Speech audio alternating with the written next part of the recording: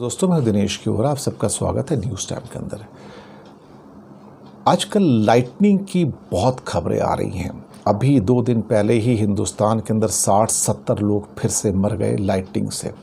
UP के अंदर 40 से ज़्यादा लोग, राजस्थान में 10 से ज़्यादा लोग, मध्य प्रदेश में काफ़ी लोगों की मौत हुई। 60 से 70 लोग एक दिन में मौत हो गई। दर्दनाक मौत है। और राजस्थान में जो आमेर फोर्ट है, वहाँ पर टूरिस्ट गए थे, कोई ग्रुप था और कुछ 10-12 लोग वहाँ पर सेल्फी ले रहे थे और उनके ऊपर बिजली गिरी और अधिकतर लोग उनमें से ख़त्म हो गए, उनकी डेथ हो गई। बड़ा दुख होता है इस बात से। दुख इसलिए होता है कि अगर हम डेटास को देखें तो ऐसा लगता है कि इस समस्या के ऊपर भारत में चर्चा ही नहीं होती है। पिछले 20 सालों में एक रिपोर्ट आई है जहां 2000 से लेके 2020 के बीच में बिजली गिरने की जो फ्रीक्वेंसी है डबल हो गई है। और वैज्ञानिकों का कहना है, साइंटिस्ट का कहना है कि जैसे जैसे 1 डिग्री टेम्परेचर बढ़ेगा, जितनी लाइटनिंग होती है वो उससे डबल हो जाएगी। जो डेथ की संख्या थी इंडिया में सन 2000 में जो बिजली गिरने से होती थी, वो लगभग 1000 होती थी पर ईयर। अब ये 2000 से ज़्यादा हो गई है। बांग्लादेश के अंदर भी ये करीब करीब देखा जाए तो 250-300 लोग जो हैं हर साल मर जाते हैं। पाकिस्तान में सैकड़ों लोग मर जाते हैं। नेपाल में मरते हैं लेकिन कम मरते हैं। क्या कारण है मैं बताता हूँ। अभी देखा जाए तो बड़ी बड़ी बिल्डिंगों के ऊपर आपने लाइटनिंग अरेस्टर्स देखे होंगे, जो लाइटनिंग रॉड लगी रहती है, जिससे बिजली गिर जाए तो भी वो नीचे ज़मीन में चली जाती है और बिल्डिंग सुरक्षित रह जाती है और लोगों को नुकसान नहीं होता है। अब ये समस्या ऐसी है, मैंने इसको कभी किसी भी फोरम के ऊपर डिस्कस करते नहीं सुना। पार्लियामेंट में तो मैंने कभी सुना ही नहीं कि इसके ऊपर कभी डिस्कशन हुआ भी हो कि बिजली गिरने से कितने लोग मरे और उनको कैसे बचाया जा सकता है।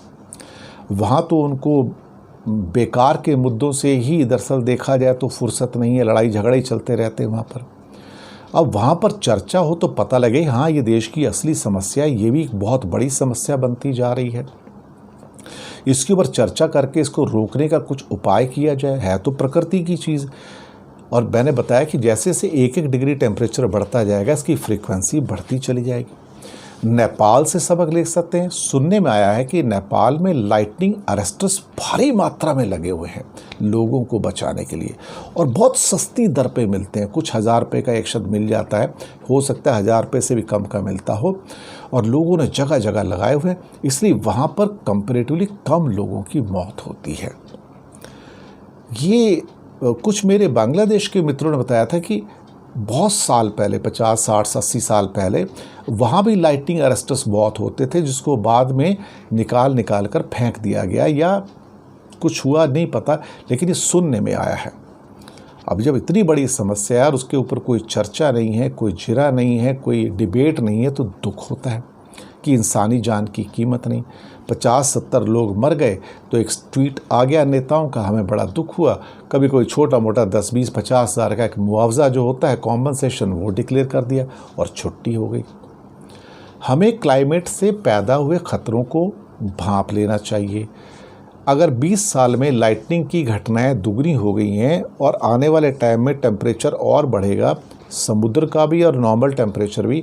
आज जो नॉर्थ अमेरिका और कनाडा में हो रहा है वो आपने देख लिया कि 500 से ज़्यादा लोगों की मृत्यु हो चुकी है वहाँ पे अभी पिछले 15-20 दिन के अंदर। गर्मी से 49 डिग्री तक टेम्परेचर चला गया है और डेथ वैली में 54 डिग्री चला गया है। करोड़ों जानवरों की जो समुद्र में थे उनकी मौत हो गई है वहाँ पर।